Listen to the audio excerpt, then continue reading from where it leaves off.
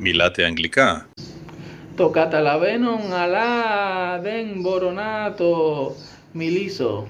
What's your name? My name is Ivan Gabriel. How old are you? I have 32.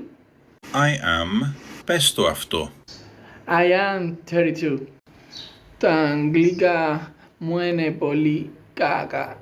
Δεν πειράζει. Δεν έχεις ξανακούσει για τη μέθοδο shadowing. Τι είναι αυτό? Πρέπει να επαναλαμβάνεις όσα λένε οι φυσικοί ομιλητές μέχρι ο εγκέφαλός σου να αρχίσει να μιλάει αγγλικά με φυσικό τρόπο. Ας κάνουμε εξάσκηση. Επανάλαβε αυτή την πρόταση. She sells seashells by the seashore. She sells seashells by the seashore. Καλέ μου, πιστεύεις πραγματικά ότι μπορείς να διδάξεις με αυτόν τον τρόπο? Βεβαίως, είμαι ο καθηγητής Αγγλικών σας στο Airlearn. Χρειάζεται μόνο να μιλάτε μαζί μου για 10 λεπτά κάθε μέρα. Θα κατεβάσω το Airlearn τώρα.